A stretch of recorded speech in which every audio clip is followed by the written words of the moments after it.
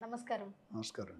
So, ఇప్పుడు కొన్ని doubts నార్మల్‌గా వస్తూ ఉంటాయి. ఇప్పుడు ఒక బిల్డర్ ఒక రూ. 1,00,00,000 తీసుకొని, కాంట్రాక్ట్ తీసుకొని, మీకు ఇలాంటి క్వాలిటీ ఇస్తా అని మాటిచ్చి, ఆ కాంట్రాక్ట్‌లో గూడా అదే ఇచ్చిన తర్వాత, కొన్ని డేస్ తర్వాత ఆ ఇల్లు యూజ్ చేసుకున్న తర్వాత ప్యాచెస్ రావడం, ఇలాంటి ఇబ్బందులేమన్నా వచ్చినప్పుడు, ఈ కస్టమర్ ఎవరైతే ఉన్నారో బిల్డర్ పైన యాక్షన్ తీసుకోవచ్చా?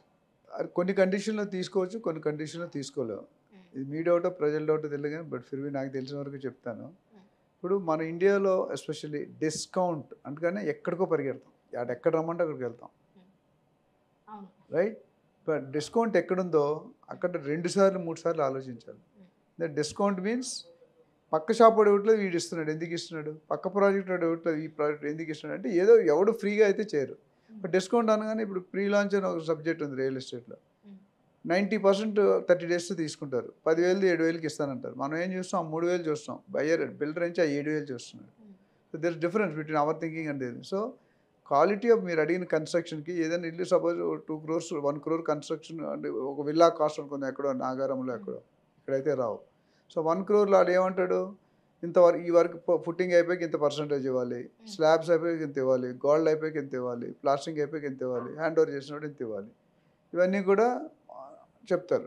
ఇప్పుడు మనం ఎన్నుకునేటప్పుడు ఆ బిల్డర్‌ని కాంట్రాక్ట్ గాని, బిల్డర్ గాని సెలెక్ట్ చేసుకున్నప్పుడు మనకి ఎక్సర్సైజ్ చేయాలి.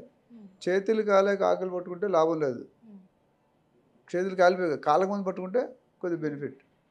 ఇక్కడ ఏమవుతుందంటే నేనేం చెప్తానంటే మీకు అవగాహన ఉంటే పర్వాలేదు. మీకు most of the time common బయర్స్‌కి ఇన్వెస్ట్‌మెంట్ ఐడియా ఉండదు. అంటే క్వాలిటీ ఐడియా ఉండదు. హ్మ్. అంటే ఇలాంటి సన్నివేశాలలో ఎలాంటి పర్సన్ దగ్గరికెళ్తే మంచిది? అంటే ఒక రెప్యూటేటెడ్ మంచి బిల్డర్ అంటే ఎక్కువ కాస్ట్ చేసేవాళ్ళు, లేకపోతే మామూలుగా తెలిసిన వాళ్ళతో గూడా మాట్లాడుకోవచ్చా? ఎందుకంటే ఇల్లు అంటే అందరికీ గూడా ఒక మంచి ఫీలింగ్. హ్మ్. ఇంకా ఇది జీవితంలో కట్టుకుంటామో, కట్టుకోలేమో ఒకేసారి చేసే ఫీలింగ్ కదా! అవును. అంటే అది డిపెండ్స్ అమ్మా. ఇప్పుడు ఎల్ఐజీ, ఎంఐజీ, హెచ్ఐజీ ఇప్పుడు సూపర్ హెచ్ఎన్ఐ. హెచ్ఐజీ తర్వాత HNI high net worth individual.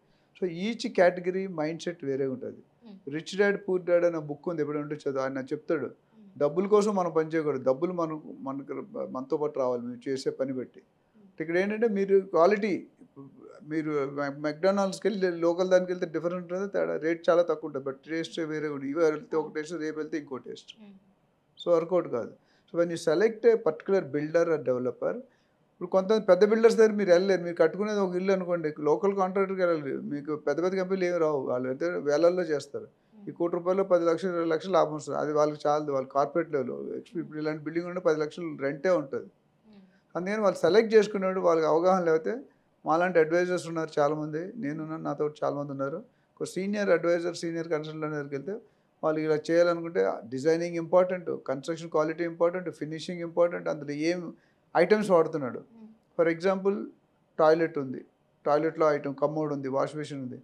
హ్మ్. వాష్ బేసిన్ అనేది లేకపోతే కమోడ్ గాని ఒక మేక్ ఇస్తాడు. ఎప్పుడు కూడా బిల్డర్ మన అగ్రీమెంట్‌లో రాసుకుంటాం. ఒకవేళ మీరు కేస్ ఎయ్యాలంటే మన దగ్గర పేపర్ ప్రూఫ్ ఉండాలి. హ్మ్. పేపర్ ప్రూఫ్ లేకపోతే వర్కౌట్ కాదు. సో, పేపర్ ప్రూఫ్‌లో ఏమేస్తాం మనం జనరల్‌గా మోస్ట్ ఆఫ్ ది డెవలపర్స్ అంటే ప్యారీవేర్ ఆర్ హిందీవేర్ ఆర్ ఈక్వివాలెంట్ అంటారు. ప్యారీవేర్ 30,000 ఉంటాయి. లోకల్ మేక్ 15,000 ఉంటది. రెండూ ఒకటే. హ్మ్. కానీ 15,000దే బాగా మంచి లుక్ ఉంటది. మెరుస్తా ఉంటది. ఇప్పుడు ఒరిజినల్ పట్టు ఎప్పుడైనా మెరుస్తదా? మెరవదు. హ్మ్. కానీ డూప్లికేట్ పట్టు తళ తళ మెరుస్తది. హ్మ్. సో, ఎప్పుడైనా డిస్కౌంట్ అనేది కూడా అదే link. Hmm. So, don't go just after discount. See why he is reducing. Hmm. Oh 5, 10% తేడా ఉందంటే పర్వాలేదు. 3 ప్రాజెక్ట్‌లో 3 వాళ్ళు 2 ప్రాజెక్ట్‌లో ఒక రేట్ చెప్తుంటే ఒక ప్రాజెక్ట్ తక్కువ అంటే వాడి ఇంటెన్షన్ ఏంటి? హ్మ్. కట్టాడా? బ్యాక్‌గ్రౌండ్ ఏంటి? ఎన్ని ప్రాజెక్ట్స్ చేసాడు? ఎన్ని ప్రాజెక్ట్స్ టైమ్‌లో డెలివరీ చేసాడు? హ్మ్. ఈయన పెద్ద సబ్జెక్ట్ ఉంది. సో, హ్మ్. ఇవన్నీ తెలుసుకొని నిజంగా ఆయన క్వాలిటీ అన్నట్టు ఇవ్వకపోతే క్వాలిటీ కన్‌స్ట్రక్షన్‌కి యాస్ పర్ రెరా హ్మ్. కొంత కండిషన్ 2 ఇయర్స్, 5 ఇయర్స్ అని కండిషన్ ఉంది. ఆ కండిషన్‌లో ఇరిగిపోతే వాడికి బాధ్యత. 5 ఇయర్స్ తర్వాత ఆ టైం అయిపోయిన తర్వాత బిల్డర్ కూడా ఫస్ట్ 5 ఇయర్స్, ఫస్ట్ 3 ఇయర్స్ ఉంటుంది. హ్మ్. దీంట్లో ఏదైనా వచ్చా ఫ్రీ ఆఫ్ కాస్ట్ చేయాలి. హ్మ్. తర్వాత మీరేదో కొట్టుకొని గురిపాలతో పడిపోతాయి ఆటోమేటిక్‌గా. హ్మ్. సో, మీకు రిటర్న్ స్టేట్‌మెంట్ ఉండి, అగ్రీమెంట్ ఉండి ఇది ఇస్తాననేది ఇవ్వకపోతే మీరు కేస్ ఎయొచ్చు. రెరాకి అనే బాడీ ఉంది. అంటే రెరా అప్రూవ్డ్ కూడా ఇండివిడ్యువల్ కాబట్టి ఇంకో లాయర్‌తో పాటు వెళ్ళాలి. ఆ కోర్ట్‌లో కేసెస్ ఎప్పుడవుతదో తెలీదు.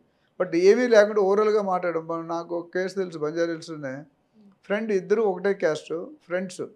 సో, సేటు అనుకుంటారు. ఒక ప్రాపర్టీని డెవలప్‌మెంట్‌కి ఇచ్చారు. ఇచ్చిన మాటలతో ఏం పేపర్‌లు లేవు. నేను ఇస్తాను నువ్వు తీసుకో సగం వచ్చింది కట్టింది ల్యాండ్ నాది. హ్మ్. నువ్వు కడుతున్నావు. సగం నువ్వు తీసుకో సగం నాకియ్యి అన్నాడు. హ్మ్. బాగుంది. సగం తీసుకున్నప్పుడు ఏమి ఇవ్వాలి, ఇటాలియన్ మార్బుల్ ఇవ్వాలా, వెర్టిఫైడ్ టైల్ ఇవ్వాలా, లేకపోతే నార్మల్ టైల్ ఇవ్వాలా, మార్బుల్ ఇవ్వాలా అని రాయలేదు ఎక్కడ. ఆయన అనుకున్నాడు ఇటాలియన్ మార్బుల్ ఇస్తాను, నేను ఇచ్చింది వెర్టిఫైడ్ టైల్. ఇటాలియన్ మార్బుల్ 1000 రూపాయలు అడుగు, ఇది 50 రూపాయలు అడుగు, రెండు ఫ్లోరింగే. సో తేడా ఉంది కదా. అక్కడ మనం మాట అనుకోవడం ఓరల్గా ఎప్పుడు చెల్లదండి. ఇప్పుడు సేల్ డీడ్ ఎందుకు చేస్తాం మనం? ఇప్పుడు మీ ఫాదరే ఉన్నారు, మీ ఫాదర్కి 4 కొడుకులు, 4 కొడుకులు నాన్న చెప్తే అయిపోయారు, మన దగ్గర 4 ఎకరం ఒక్కొక్కటి ఒక ఎకరం తీసుకొని చెప్పొచ్చు కదా. మరి పేపర్లు ఎందుకు అడుగుతారు? ఎందుకు ప్రూఫ్ అంటే ఇద్దరు అన్నదమ్ములే కదా, 1 2 3 4 ఇంకా ప్రూఫ్ లేదు. నాన్నగారు ఇచ్చారు, ఒక్కొక్కటి గోడ పెట్టుకొని చేయొచ్చు, కానీ చేయరు. ఎందుకంటే సేల్ డీడ్ చేసింది ఇప్పుడు ఫ్యూచర్ కోసం చేస్తారు సేల్ డీడ్. వీళ్ళు బాగానే ఉన్నారు, వీళ్ళు పిల్లలు బాగుండకపోవచ్చుగా, వీళ్ళు భార్యలు సెట్ అవ్వకపోవచ్చు కదా, అందుకనే క్లారిటీ ఉంటుంది. అట్లా పెద్దదాన్ని కూడా ఈ ఎవరైతే కాంట్రాక్ట్ ఇచ్చాడో దానికి రిటర్న్ డాక్యుమెంట్ ఉండాలి. ఒక అగ్రిమెంట్ ఇలా ఉంది, ఇక్కడ ఇది ఇస్తాడు, ఇక్కడ ఇది ఇస్తాడు, ఈ విండో ఇస్తాడు, టేక్ వుడ్ ఇస్తాడు, స్పెసిఫిక్. అదే మేము చెప్తాం, సజెస్ట్ చేసిందంటే ఏమేమి చూడాలి, ఏమేమి చూడకూడదు, ఎక్కడెక్కడ మేక్స్ రాయించాలి. ఫినోలెక్స్ అనేది కంపెనీ వేరు, ఎలక్ట్రికల్లో చాలా ఫేమస్ కేబుల్, దానికి హాఫ్ రేట్లో వేరే కంపెనీ కేబుల్ దొరుకుతాయి, కానీ వర్కౌట్ కాదు. ఒకవేళ రైటింగ్లో ఉంటే ఏమైనా కేసు వేసుకోవచ్చు, రైటింగ్ లేకపోతే బతిమాలుకోవాలి, లేకపోతే ఇది అవుట్. అంటే ఇప్పుడు రెరా అప్రూవ్డ్ లేకున్నా కానీ కొంతమంది ఇల్లు కట్టుకుంటూ ఉంటారు. ఇండివిజువల్లో రేరా అక్కర్లేదు. 500 స్క్వేర్ మీటర్ అంటే కొద్దిగా 8 విల్లాలు కానీ 8 ఫ్లాట్ కానీ ఉంటే తప్ప దానికంటే తక్కువ అయితే రేరా అక్కర్లేదు. జిహెచ్ఎంసీ పర్మిషన్ తీసుకోవాలి. మీరు అడిగేదంటే బయట లాంగ్కి వెళ్ళినప్పుడు పెద్ద ప్రాజెక్ట్స్ 500 స్క్వేర్ మీటర్ కంటే ఎక్కువ ల్యాండ్ ఉన్నా, ఎక్కువ యూనిట్లు ఉన్నా, దాని మీదకి డిటీసీబీ, హెచ్ఎండిఆర్, రేరా 3 ఈ రెండిట్లో ఒకటి రేరా కంపల్సరీ ఉండాలి. రేరా ఉంటే ఇలాంటి ఏమైనా తోక జాడించారనుకోండి, బయ్యర్ అయినా అందరికీ ఏజెంట్ తప్పు చేసినా, బయ్యర్ డిఫాల్ట్ అయినా, బిల్డర్ తప్పు చేసినా మనం కంప్లైంట్ రేరాకి ఇవ్వచ్చు.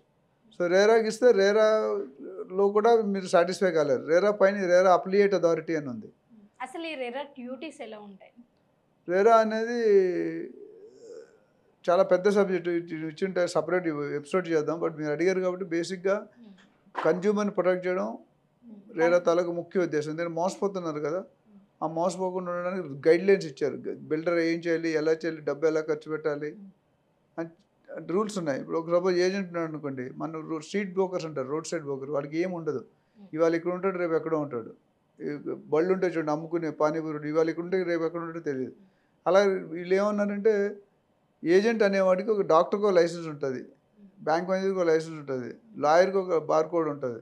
అట్లా ఏజెంట్ కూడా ఒక లైసెన్స్ ఇస్తున్నారు ఇప్పుడు 2017. ఇప్పుడు లైసెన్స్ లేకుండా కూడా రియల్ ఎస్టేట్లో చేసే వాళ్ళు ఉన్నారు, చాలా మంది ఉన్నారు. ఇంకా చాలా టైం పడుతుంది ప్రొఫెషనల్. మనకి వెస్టర్న్కి అదే తేడా. అది లేకపోవడం వల్ల మోసాలు ఎక్కువ అవుతాయి. దొరకడు, ఎక్కడ చిక్కడు దొరకడు. అదే లైసెన్స్ ఉందన్న వాడు అడ్రస్, ఆధార్ కార్డు, పాన్ అన్నీ ఉంటాయి. సో తప్పు చేస్తే లైసెన్స్ ఇచ్చే ముందే వాళ్ళని అడుగుతారు అన్నమాట, నీ బ్యాక్గ్రౌండ్, నీ మీద ఎంక్వైరీస్ ఉంటాయి. పాస్పోర్ట్కి ఎలా ఉంటుంది ఎంక్వైరీ, నీ మీద ఎఫ్ఐఆర్స్ ఉన్నాయా, ఏమైనా కేసెస్ ఉన్నాయా, జైలుకి వెళ్ళొచ్చావు అడుగుతారు. అట్లా ఏజెంట్ కూడా ఇంచుమించు అలాంటి చెక్ ఉంటుంది అన్నమాట. అసలు నువ్వు ఎక్కడ, నీ అత్త ఎక్కడ, నీ పత ఎక్కడ, నీ ఆఫీస్ ఎక్కడ, నీ విజిటింగ్ కార్డు ఎక్కడ, ఎన్ని రోజులు ఉంటున్నావు మార్కెట్లో, ఎన్ని డీల్స్ చేస్తావు, నీ రిపోర్ట్స్ ఎలా ఉన్నాయి, అన్నీ కూడా చూసి అప్పుడు ఇస్తారు. లైసెన్స్ ఇచ్చాడు అనుకోండి, లైసెన్స్ వచ్చింది అనుకోండి, సపోజ్ మీరే సర్వీస్ తీసుకున్నారు ఏజెంట్ దగ్గర, కానీ మీ రిజిస్ట్రేషన్కి మీరు సర్వీస్ ఛార్జ్ ఇవ్వలేదు, వాడు మీరు ఇవ్వలే. అప్పుడు this particular agent can file A case on you to the RERA. అది రివర్స్, సపోజ్ మీకు సరైన సర్వీస్ చీట్ చేశాడు, మీరు you can file A case on the agent to RERA. అట్లా బిల్డర్ కూడా ఉంది, బిల్డర్ కూడా డివేట్ చేస్తే, తప్పులు చేస్తే కన్జ్యూమర్ వెళ్ళి అక్కడ కేసు వేయచ్చు. సో అక్కడ రేరా అప్లియేట్ అవుతారు, ఫైనల్ డెసిషన్. మళ్ళీ రేరా అనేది వీటన్నింటికి కూడా మధ్యలో ఒక మీడియేటర్ లాగా, మెయిన్ అప్రూవింగ్ అథారిటీ, మీడియేటర్ కదా, ఫైనల్ అథారిటీ, ఫైనల్ అథారిటీ. ఇంకా దానిపైన ఇంకేముండదు. అంతకుముందు రేరా ఉండే, తర్వాత రేరా అప్లియేట్ అథారిటీ అని పెట్టారు. ఆ డెసిషన్ ఇచ్చింది final. Okay sir, thank you. Real estate గురించి అపారమైన నాలెడ్జ్ మాకు అందిస్తున్నందుకు థ్యాంక్ యూ.